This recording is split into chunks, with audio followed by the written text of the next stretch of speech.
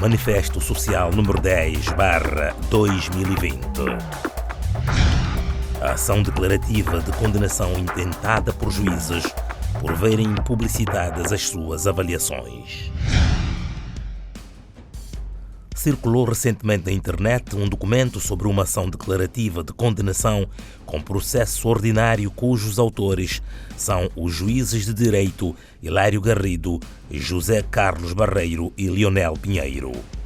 Para a melhor compreensão do assunto em causa, o Observatório Transparência STP passa a citar o conteúdo do documento. Em novembro de 2015, numa reunião com assessores portugueses contratados para assessorarem o inspetor judicial, os juízes foram informados de que se iria proceder a uma inspeção judicial com caráter pedagógico e, posteriormente, seriam ministradas sessões de formação. Em março de 2016, os juízes receberam um relatório de inspeção judicial elaborado pelo assessor português que tinham sido classificados de medíocre. Para os juízes Hilário Garrido, José Carlos Barreiro e Lionel Pinheiro, com o objetivo de os humilhar, o Conselho Superior de Magistrados Judiciais e o chefe do governo tornaram público na vitrina do tribunal e na televisão são-tomense o relatório da inspeção.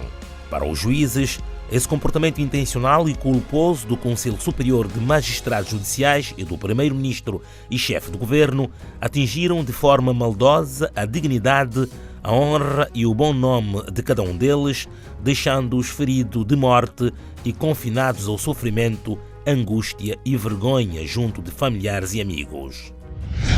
Por tudo isso, os juízes Hilário Garrido, José Carlos Barreiro e Lionel Pinheiro pediram ao Estado são-tomense, a título indemnizatório, a quantia de 3.675.000 dobras, equivalente a 150.000 euros para cada um.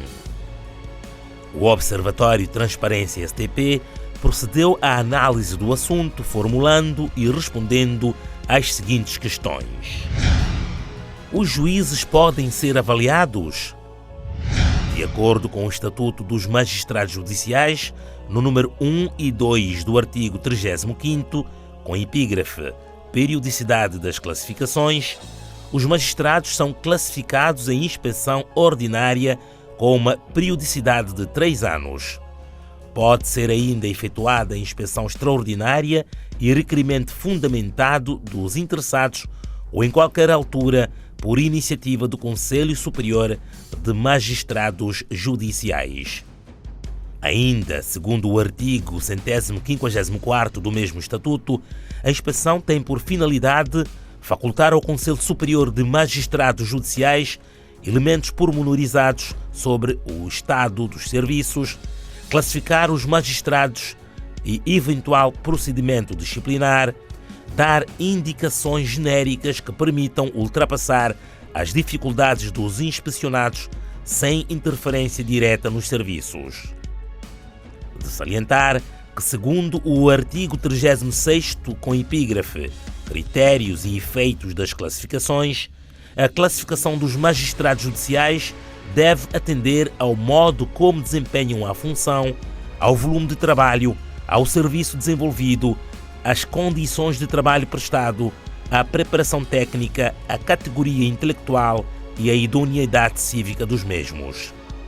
A inspeção dos magistrados judiciais incide sobre as suas capacidades humanas para o exercício da profissão, a sua adaptação ao serviço a inspecionar e a sua preparação técnica. Os resultados da avaliação podem ser tornados públicos? Sendo os juízes os únicos titulares de órgãos de soberania não escrutinados nas urnas, a avaliação de desempenho é de interesse público e, assim sendo, é a única forma de serem escrutinados e daí, obviamente, toda a necessidade dessa avaliação ser tornada público. Um juiz com uma avaliação medíocre pode continuar no exercício da função? Conforme o artigo 34º do Estatuto dos Magistrados Judiciais, com epígrafe Classificação dos Juízes de Direito, os juízes de direito são classificados de acordo com o seu mérito de muito bom, bom com distinção, bom, suficiente e medíocre. Sendo que a classificação de medíocre implica a suspensão do exercício de funções e a instauração de inquérito por inaptidão para exercício de magistratura, segundo o número 8 do artigo 36º, critérios e efeito das classificações. O que acontece a um juiz classificado de medíocre? Por não ter aptidão para o exercício do cargo, o Conselho Superior da Magistratura suspende-o e manda instaurar um processo disciplinar com vista ao seu despedimento. Segundo o artigo 106º do Estatuto dos Magistrados Judiciais, com epígrafe penas de aposentação compulsiva e de demissão, as penas de aposentação compulsiva e de demissão são aplicáveis quando o magistrado revele definitiva incapacidade de adaptação às exigências da função, revele falta de honestidade, grave insubordinação ou tenha conduta imoral ou desonrosa, revele inaptidão profissional.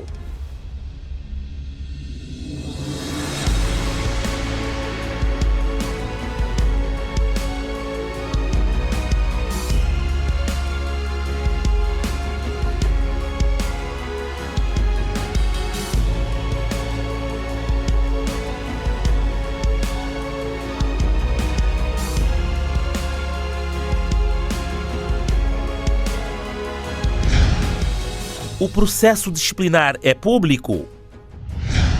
De acordo com o número 1 do artigo 117º do Estatuto dos Magistrados Judiciais, com epígrafe natureza confidencial do processo, o processo disciplinar é de natureza confidencial até a decisão final, devendo ficar arquivado no Conselho Superior de Magistrados Judiciais. Quer isso dizer que, em tese, o processo disciplinar é secreto até a fase de condenação, sendo certo que a suspensão consubstancia uma pena.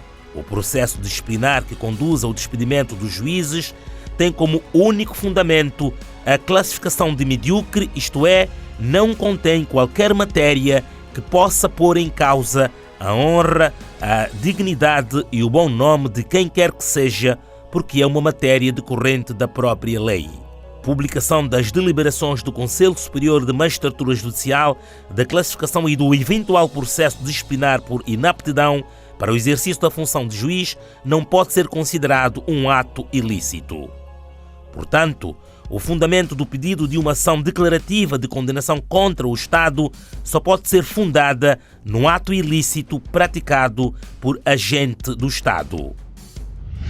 O facto do primeiro-ministro de então fazer referência da publicitação dos classificados de medíocre é um ato ilícito?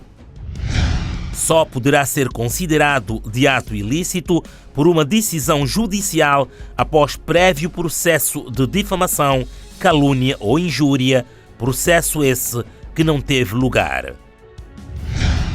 Foi legal a integração dos magistrados classificados de medíocre? Às deliberações do Conselho Superior de Magistratura Judicial cabem recurso à plenária do Supremo Tribunal Administrativo. Segundo o artigo 148º do Estatuto dos Magistrados Judiciais, com epígrafe funcionamento e periodicidade das reuniões, o Conselho Superior de Magistrados Judiciais funciona em plenário. O plenário é constituído por todos os membros do Conselho. As deliberações são tomadas à pluralidade de votos, cabendo ao presidente o voto de qualidade. Para a validação das deliberações, exige-se presença de um mínimo de 3 membros e, estando em causa a apreciação do mérito e o exercício da função disciplinar relativos a funcionários de justiça, um mínimo de 4, sendo um deles obrigatoriamente o membro eleito pelos funcionários. No caso em apreço, a reintegração dos referidos juízes foi feita por um único juiz conselheiro, Frederico da Glória, em clara violação da lei, pelo que a mesma é nula e de nenhum efeito. Os juízes em causa podem, nessas circunstâncias, pedir a condenação do Estado em cerca de €500 mil. A própria petição intentada pelos juízes carece de fundamentação jurídica. Acresce-se a tudo isto que um dos referidos juízes já fora jubilado e se encontra exercendo funções de juiz conselheiro do Tribunal Constitucional. O país continua a conviver com essas irregularidades, aguardando a propalada reforma da Justiça. Por tudo isso, o Observatório Transparência STP exorta os órgãos de soberania ao respeito e ao cumprimento das leis da República Democrática de São Tomé e Príncipe. Recomenda à Assembleia Nacional e ao Governo a necessidade de continuar a auditar os tribunais por ser um serviço público que deve compaginar com os objetivos legais e constitucionais. Verificar a qualidade dos serviços prestados, os seus custos, a dimensão, a excelência dos seus profissionais e o cumprimento das regras deontológicas.